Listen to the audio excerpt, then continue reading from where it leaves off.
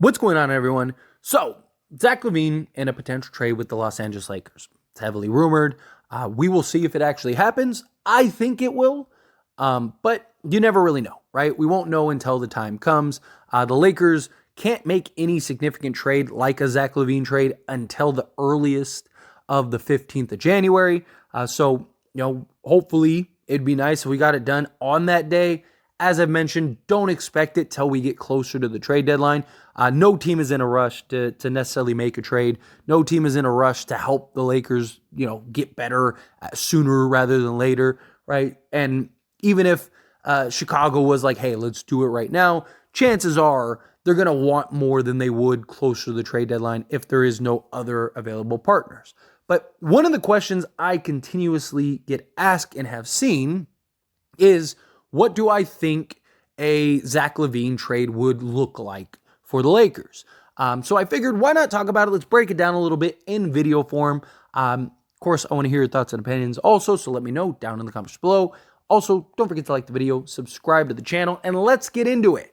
Now, on the surface, it is very hard to give you just like a straightforward, here's the 4 guys or 3 guys that are going to go for Zach Lavine, and Zach Lavine is going to get that. Because there are several factors, right? Now, we can come to a, narrowed conclusion, but some of the factors that are in play are, one, what does the market really look like for Zach Lavine?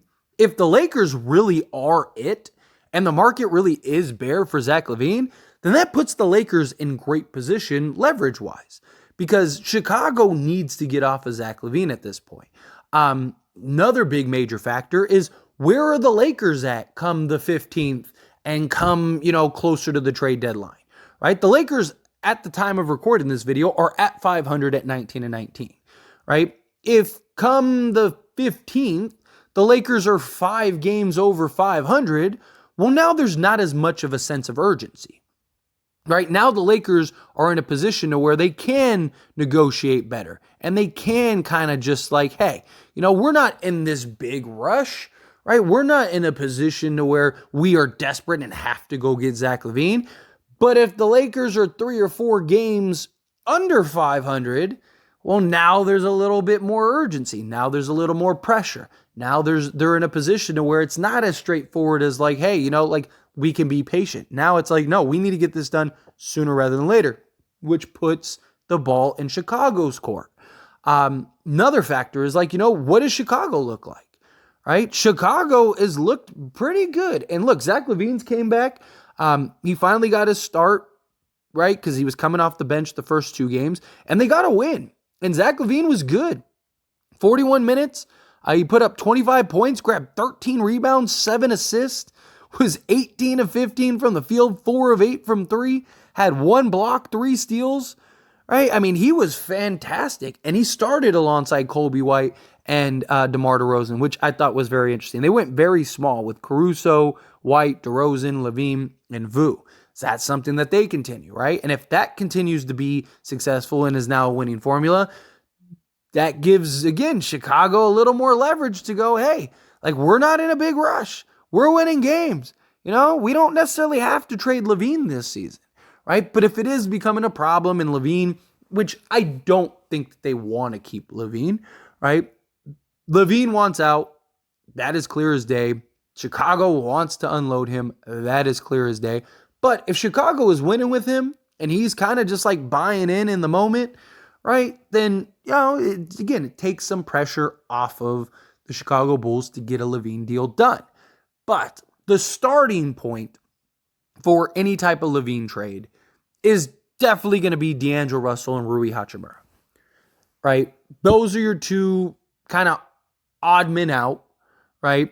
Now, look, I've talked about how there's an argument to be made for D'Lo over Reeves or vice versa, whatever, right? But the reality is the Lakers are going to trade D'Angelo Russell. They signed him to that $18 million a year contract to trade him. He's just been resorted to a bench role. His minutes are getting fewer and fewer. His role is getting fewer and fewer, right? D'Lo, in my opinion, is on his way out. Whether it's a Lavine trade or it's something else. But I think D'Lo will be traded by the trade deadline. And the starting point is going to be D'Lo. It's going to be Rui Hachimura. Now, D'Lo, you can make an argument, makes a lot of sense for Chicago, right? Because if you were to get a D'Angelo Russell, he's been excellent off the ball. Not only has he been excellent off the ball, but he's a guy that can be your playmaker, right? One of the big issues that Chicago has had is that guy to kind of put it all together, right? When was Chicago at their best? When they had Lonzo Ball. Because Lonzo Ball was a guy that, instead of it just kind of being you go, I go, you go, I go, Lonzo was able to kind of be the guy to, okay, here's the ball for you. Okay, let me run some pick and roll action, right? He was the guy that kept everyone involved and engaged, but he was also very good at shooting the ball with Chicago. So he was good off the ball also. D'Lo could provide a lot of those things. Like, a lot of people think like, oh, Chicago doesn't want D'Lo. They very well might. Now, I don't think that they're looking at D'Lo as this like huge prize, but I do think that D'Lo makes a lot of sense for them currently, at least to just try it out and see how it goes for the remainder of the year, right? Rui, to me, I think is a prize for them. They don't really have that power forward, right? Again, Chicago is going small, right, with DeMar DeRozan at the power forward, and many of the other games, they've kind of ran Williams at the power forward, which Williams, don't get me wrong, is a solid player, but he's 6'7", 215, and Rui is just a bigger, bulkier, true type of power forward, where Williams is more of your 3 as opposed to your 4. So I do think Rui makes a ton of sense. So these two guys are your kind of main focus, right? These are the two guys that you're building the package around.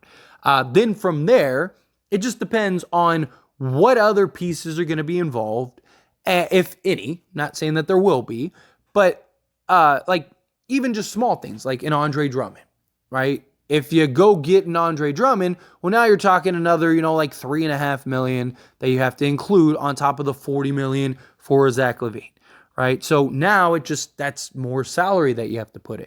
Now you could go with like a Gabe Vincent, right? But if you go with a Gabe Vincent, then you're probably going to have to add other incentives because they don't really have a necessary need for a guy like Gabe Vincent. Now, they could be looking at it as like, hey, he'd be a nice just depth guy. He'd be a nice guy to have off the bench, and then come playoffs, could kind of step up and play a role, right? There's also a lot of questions with Lonzo, like his future and stuff. Or if we end up just letting D'Lo go, right? You could have a guy, he's on a cheap deal, 3-and-D style guy.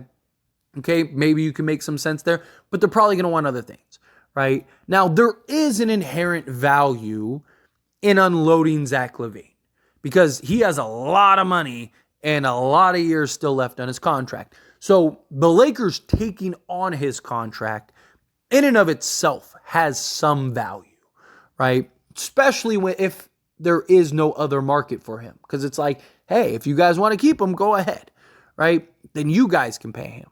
Right? Or you can unload Zach Lavine on us and clear some cap space and let a D'Lo go. And if you want to, let a DeMar DeRozan go and kind of hit that reset button and have some salary space, right? You're doing Chicago a solid by taking on Lavine in all his years in his contract, right? So, again, that has to be factored in. But also, can you convince the Chicago Bulls to throw in like an Alex Caruso? Because if now you're throwing in Alex Caruso, now you're probably going to have to throw in an Austin Reeves, and a Gabe Vincent, and you're probably throwing in like a Max Christie and a first. Like now you're probably looking at like 5 players going out to go and just not only match salaries, but to make the deal make sense for Chicago. But let's say it's just on the surface Zach Lavine, right? Nothing else involved. A lot of like Laker haters and Bulls fans and stuff would say, oh, like if the Lakers don't trade Austin Reeves, then no Zach Lavine. Well, first off, you're just a guy on a couch speculating like anyone else. So unless you're in the front office, there's a lot of reasons trades happen. And that's something that I think a lot of people don't understand. There's a lot of reasons why trades happen. All season last year, all we heard was that the Lakers would have to it's going to be 3 firsts for the Lakers to trade Russell Westbrook. And the Lakers aren't going to get anybody good. Right? And guess what happened? The Lakers got 3 quality pieces. They didn't, and they had to give up a protected first, right? Why? Why would somebody do that? No one wants to help the Lakers, right? The Laker tax is real, all those things. Because there's other things that go into trades besides just the one-for-one player. Many people look at just the names of the jerseys and go, oh, this team got fleeced and this team won, or why did this team do that, or whatever. There's a million reasons why teams do trades. Again, you look at somebody like a Zach Lavine, right? It's a $40 million a year contract and it only gets higher. You don't think there's value in unloading that? Even if there were other teams interested in Zach Lavine, there are very few teams that have the assets and the salaries to go trade for him, period. Right? Without like completely blowing up your team. So again, circumstances, right? What is the situation? Zach Lavine is not good for Chicago. Chicago is not good for Lavine. There's some toxicity there. He doesn't like the head coach. He doesn't like the front office and organization. There were reports even last year that DeMar DeRozan and Zach Lavine are bumping heads and not getting along. Right? All of these things are factors. But again, it also comes down to desperation. Where are the Lakers at? The Lakers are desperate. Now it becomes a first. Now it becomes, maybe a first and a pick swap. Right? Maybe now it's like, no, you're not getting Alex Caruso. You're only getting Zach Lavine, and we want a first and a pick swap. Otherwise, go look elsewhere, right? It puts Chicago in a position to play hardball. More likely than not, it's going to start and stem from D'Lo and Rui. And then if you just go with Zach Lavine, you're probably looking at something along the lines of D'Lo, Rui, Gabe Vincent, and probably a protected first, or maybe the pick swap. The Lakers can do a pick swap. So maybe it's like something like that, like D'Lo, Rui. You throw in a Gabe Vincent. Maybe you're throwing in a Maxwell Lewis, right? Because it's not going to really affect the salaries either way. Because he's basically on a $1 million contract. So you're throwing him in as like, hey, here's a guy in Rui that can help you now and actually solves a need. D'Angelo Russell is a guy that could actually play as a point guard, play on the ball, could play off the ball. You could bring him off the bench for the season. You could start him, right? Gives you some combination there. Good position for you to be in, right? There you go. And then here's a Gabe Vincent. Just, hey, would you rather pay somebody 4 years and average of $45 million a year, or would you rather pay somebody 3 years and average of $11 million a year? Right? We're doing you a favor. We got to match salaries. You're going to have to, regardless, Chicago is going to have to take on a bad contract or two. They're going to have to, because any team in the league that's trading for Zach Lavine is going to have to unload a bad contract. It's how they're going to be able to match salaries, right? And Gabe Vincent wouldn't even be a bad contract for Chicago. I mean, if he continues to be injured, then it is. But if he gets right and gets healthy, he could be a valuable piece for Chicago come the playoffs. So I do think that they would see value in Gabe Vincent. And then, like I said, you're throwing in probably like a pick swap. You're probably throwing in, a Maxwell Lewis or maybe a Jalen Hood-Schifino. I would imagine the Lakers would want to keep Max Christie. But now, if you get like, say, Zach Lavine and an Andre Drummond, you can still basically do the same thing I just mentioned, right? Maybe you're throwing in like a Jackson Hayes or something and to kind of make that work. Just like, hey, here's a young center just for salary filler at that point. Maybe you're throwing in like a 2 seconds or something along those lines. Now, if you're talking Alex Caruso, right? Now I think the Lakers are, let's say you do Lavine, Caruso, and Andre Drummond, then I think at that point, it's probably Austin Reeves, D'Angelo Russell, Rui Hachimura. Again, you're still going to have to do Gabe Vincent. You're probably throwing in Maxwell Lewis, maybe Jalen Hood-Schifino, and you're throwing in a first-round pick and a pick swap, right? If you can convince them, because look, Reeves has a lot of value, right? Maybe you can convince them not to have to throw in the first, or maybe the first can be heavily protected, right? Where it's like top 10 protected or top 6 protected or whatever. I believe it's top 6 with Utah. Or you could trade that protection So you can't trade the pick, but you can trade the stipulated protection. So that's kind of another little sweetener that they could throw in. So I think the Lakers can get there for a Lavine, Caruso, and an Andre Drummond. Again, it just comes down to supply and demand. But more likely than not, I don't think Caruso will be involved in the trade. I would love if it could happen, but more likely than not, he's not going to be involved in the trade. I think at best it's Zach Lavine and Andre Drummond, right? You get those two, and you're probably trading Gabe Vincent, D'Angelo Russell, Rui Hachimura, Maxwell Lewis, and like a pick swap, or maybe you're doing that top 6 protection, right? Something like that. If it's just Lavine, then you're probably still doing the same thing regardless. But anyway, as always, this is a discussion, so pass the question on to you. Let me know your thoughts and opinions down in the comments below.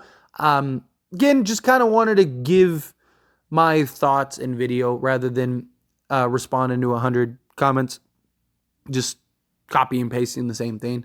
Plus, I can kind of flush it out better if we're actually having a discussion about it. So again, love to hear your thoughts and opinions down in the comments below. Do you agree with me? Do you disagree with me? Do you think it'll be something else?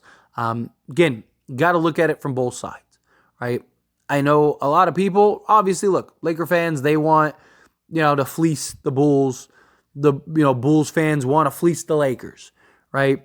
That's usually how it goes. But there's inherent value for both sides. Both sides immediately just unloading the pieces that they're unloading get value, right? Immediately, Chicago saves a ton of money, clears cap space, gets themselves some pieces that actually do make sense. Not like they're trading for a bunch of unplayable guys and a bunch of guys that they're just going to waive. No, they would keep Rui. Rui makes sense for Chicago. They might even keep D'Angelo Russell long term, right? Because, again, he makes a lot of sense for them, especially with D'Lo and questions with him. Gabe Vincent as a bench piece makes sense for them. So there is inherent value. But anyway, again, love to hear your thoughts and opinions. That being said, if you haven't liked this video, hit that like button. Helps me out a lot. Lets me enjoy these types of videos. Truly appreciate it. Not subscribed to the channel, hit that subscribe button. Turn on the bell notifications. Appreciate you all. See you in the next one.